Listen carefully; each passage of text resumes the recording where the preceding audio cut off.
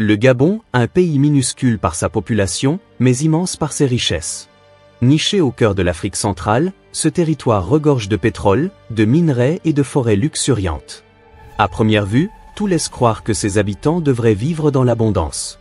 Et pourtant, la réalité est tout autre.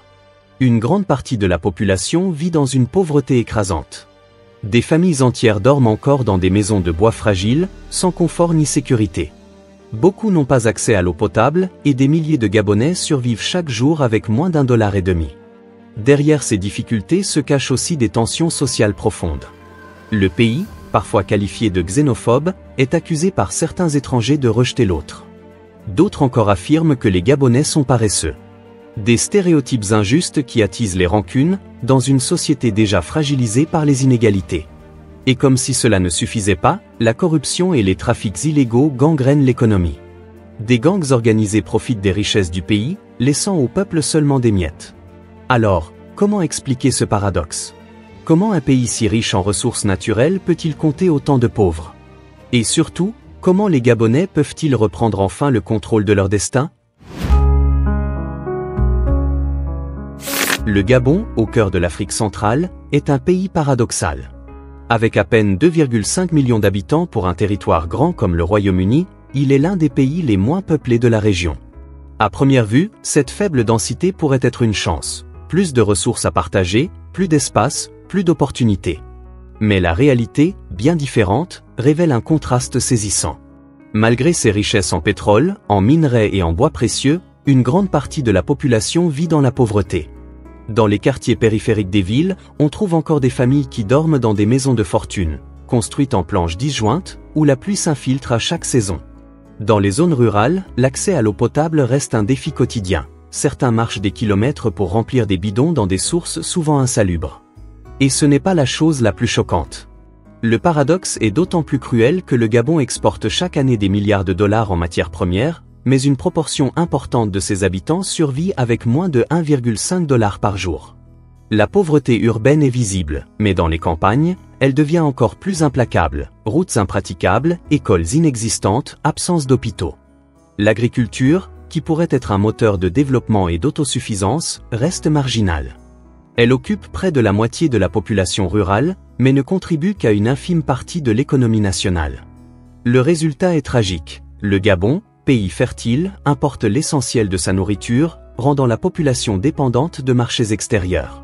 Ce contraste entre la richesse des sols et la pauvreté des hommes n'est pas seulement une statistique. C'est une blessure nationale, ressentie dans chaque foyer, dans chaque quartier populaire, dans chaque village reculé. C'est là que commence l'histoire du Gabon moderne, un pays qui possède tout, sauf l'essentiel, la capacité de transformer ses richesses en prospérité pour son peuple.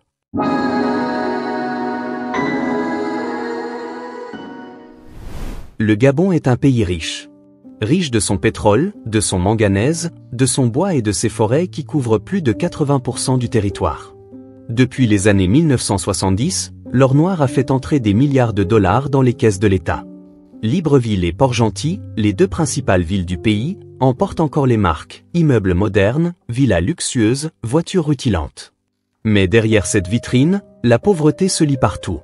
Une grande partie des habitants vit dans des quartiers informels, souvent sans route goudronnée, sans électricité stable, sans accès régulier à l'eau potable. Le chômage des jeunes atteint des niveaux inquiétants, et l'écart entre l'élite politique et économique et la population ordinaire ne cesse de s'élargir. Ce contraste alimente les jugements extérieurs. De nombreux étrangers venus s'installer au Gabon pour le commerce ou les affaires accusent les Gabonais de manquer d'initiative, allant jusqu'à les qualifier de paresseux. Ces stéréotypes, répétés au fil des années, sont devenus une blessure nationale. Ils cachent en réalité une frustration bien plus profonde. Un peuple qui voit sa richesse lui échapper, contrôlé par une minorité locale et par des acteurs étrangers. La pauvreté persistante a également nourri un autre reproche, celui d'un pays fermé, parfois qualifié de xénophobe. Beaucoup de Gabonais perçoivent en effet les communautés étrangères, camerounaises, nigérianes, maliennes comme tenant les rênes du commerce informel et accaparant les opportunités. Ce climat de méfiance alimente des tensions sociales récurrentes et fragilise encore davantage la cohésion nationale. Au fond, ces clichés et ces accusations ne sont que les reflets d'une réalité douloureuse. Le Gabon est riche, mais les Gabonais sont pauvres. Un pays qui exporte ses ressources vers le monde entier, mais dont la population peine à se nourrir correctement et à trouver un emploi digne. C'est cette contradiction permanente qui façonne le quotidien et le regard porté sur ce pays singulier. Au-delà des clichés négatifs, il existe une autre image du Gabon qui intrigue et fascine, celle de ses femmes. Dans toute l'Afrique centrale, et même au-delà, elles sont reconnues pour leur beauté, leur élégance et leur assurance. Les Gabonaises incarnent à elles seules une forme de fierté nationale.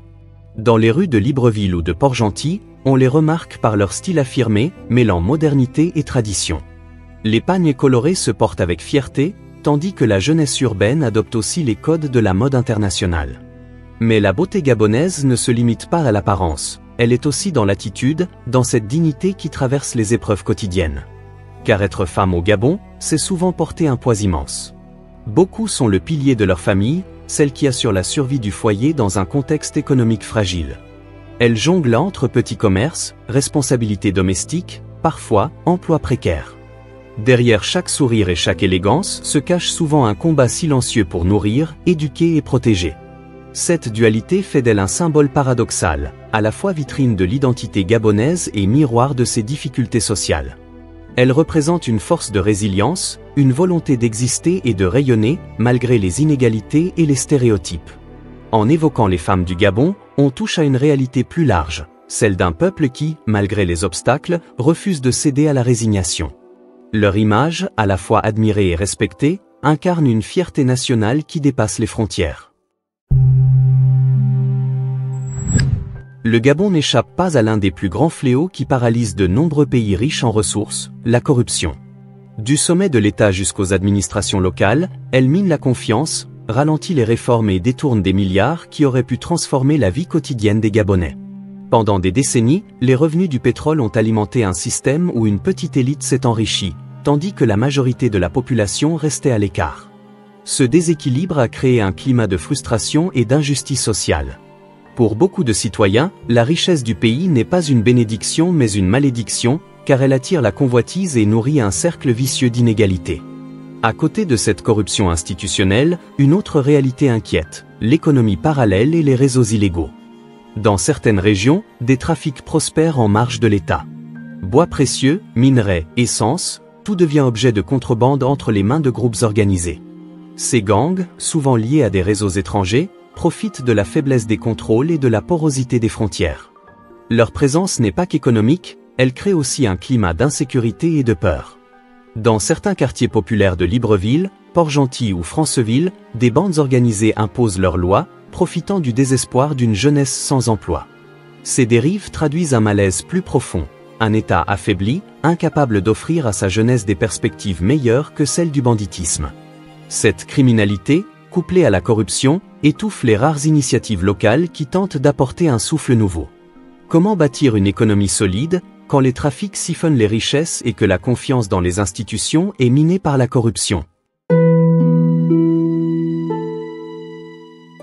Face à ces contrastes violents, une question s'impose. Comment le Gabon peut-il sortir de ce cercle vicieux de pauvreté, de dépendance et de corruption?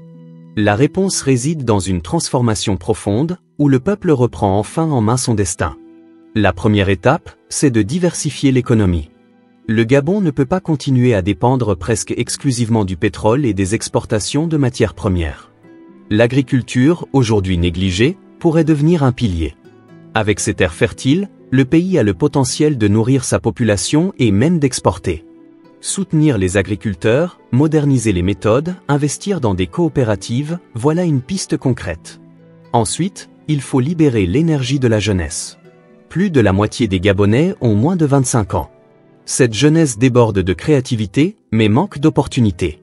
L'entrepreneuriat, la formation professionnelle, le numérique et les énergies renouvelables représentent autant de secteurs où elles pourraient s'imposer, à condition que l'État crée un environnement favorable.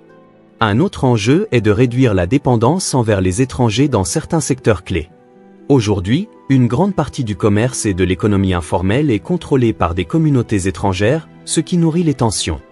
En soutenant les petites entreprises locales, en donnant un accès réel au crédit et à la formation, les Gabonais pourraient reprendre le contrôle de leur marché. Mais aucune de ces réformes n'est possible sans lutter contre la corruption puisque c'est le nerf de la guerre. Tant que les richesses seront détournées au profit d'une minorité, aucun projet ne pourra réellement profiter à la population. Des institutions fortes, une justice indépendante et une gouvernance transparente sont des conditions essentielles pour que le pays renaisse. Enfin, il y a une dimension plus symbolique mais tout aussi essentielle, retrouver la fierté nationale. Le Gabon doit croire en lui-même, en ses talents, en sa culture, en sa jeunesse. Ses richesses naturelles sont immenses, mais sa plus grande ressource reste son peuple. Le Gabon est une terre de paradoxes. Un petit pays par sa population, mais immense par ses richesses. Une nation bénie par la nature, mais marquée par la pauvreté. Un peuple fier, mais souvent réduit au silence par les inégalités, la corruption et la dépendance. Et pourtant, derrière ces blessures, il y a une promesse, celle d'un avenir différent. Le Gabon possède les clés de son propre redressement. Ses jeunes, ses femmes, ses travailleurs, sa culture, sa terre fertile, toutes ces forces sont là, prêtes à se révéler si les conditions changent. La question n'est donc plus de savoir si le Gabon est riche ou pauvre. La véritable question, quand ce pays décidera-t-il de reprendre en main son destin? Car au bout du chemin, une certitude demeure, le Gabon n'est pas condamné à rester prisonnier de ses contradictions. Il peut devenir un modèle. Mais pour cela, il faut que son peuple, enfin, devienne le véritable maître de ses richesses et de son avenir.